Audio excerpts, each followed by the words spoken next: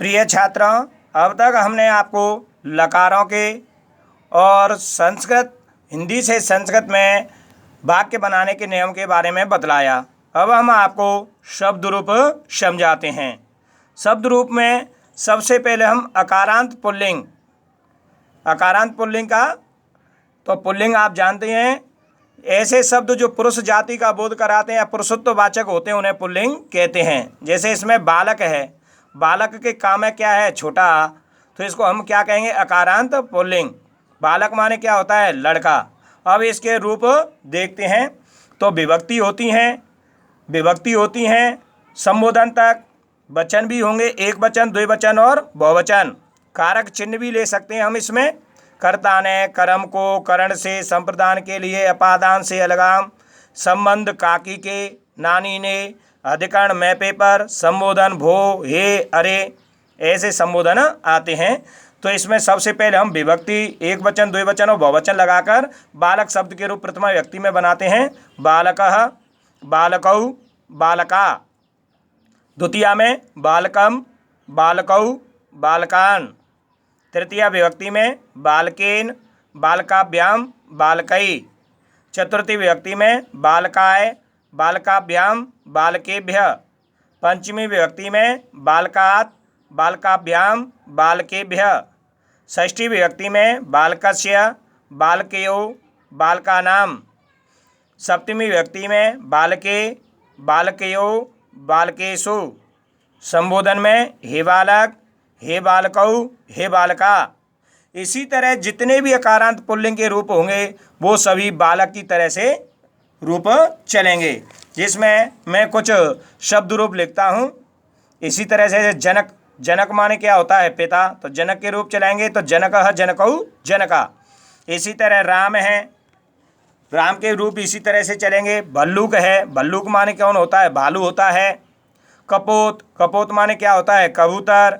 छात्र माने होता है विद्यार्थी, छात्र के भी रूप इसी तरह से चलेंगे। छात्रः, छात्रौ, छात्रा। बाल, बाल माने भी लड़का होता है तो बाल के भी रूप चलेंगे। बालः, बालौ, बाला।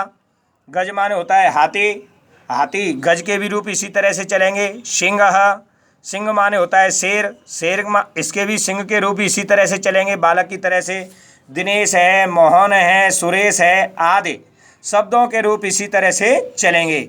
इसमें मैंने जनक के भी रूप आपको बता दिए हैं। तो जनक के रूप इसी तरह से हैं। जनकः, जनकौ, जनका। जनकम, जनकौ, जनकान। जनकेन, जनकाभ्याम, जनकै। जनकाय, जनकाभ्याम, जनकेभ्यः। जनकात्, जनकाभ्याम, जनकेभ्यः। यह जो कॉमा से आपके लगे हुए हैं तो इनका अर्थ भी यही होता है कि जैसा जनकाभ्याम ऊपर है इसी तरह का यह नीचे है। षष्ठी विभक्ति में जनकस्य, जनकयो, जनकानां।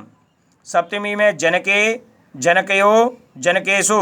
संबोधन में हे जनक, हे जनकौ, हे जनका। यह वाक्य बनाने के लिए हमें शब्द रूप की आवश्यकता होती है। कोई भी किसी का नाम आ जाए, लड़के पाठ पढ़ रहे हैं, अब लड़के पाठ पढ़ रहे हैं तो कोई वाक्य आ रहा है तो हमें पता पड़ता है कि लड़के कितने, बहुत सारे हैं, तो हम बालका या बालक का रूप चलाएंगे तो बालक, बालकौ, बालका, तो बालका पठन्ति। ये इसी तरह से और अकारांत पुल्लिंग है, जितने भी नाम आते हैं, मोहन है, कपोत, कोई भी है, तो ऐसे अकारांत शब्दों को इसी तरह से चलाएंगे। मैं राम के भी रूप आपको लिख रहा हूँ और आपको घर से कपोत, कपोत माने होता है कबूतर के रूप बनाने हैं, कपोत के आप बनाकर मेरे व्हाट्सएप नंबर पर इस कपोत शब्द के रूप बना करके चेक करवाएंगे। देखो राम के भी इसी तरह से हैं। राम माने क्या होता है, राम, तो विभक्ति, एक वचन, द्विवचन, बहुवचन, प्रक्रिया वही है।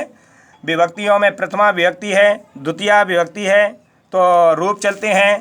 तो रामः, रामौ, रामा। रामम, द्वितीया विभक्ति में रामम, रामौ, रामान। तृतीया विभक्ति में रामेण, रामाभ्याम, रामई। चतुर्थी विभक्ति में रामाय, रामाभ्याम, रामेभ्यः। पंचमी विभक्ति में रामात्, रामाभ्याम, रामेभ्यः। षष्ठी विभक्ति में रामस्य, रामयो, रामाणाम। सप्तमी विभक्ति में रामे, रामयो, रामेषु। और संबोधन में चलेगा आपका हे राम, हे रामौ, हे रामा। इसी तरह आपको कपोत शब्द के रूप बनाने हैं। धन्यवाद।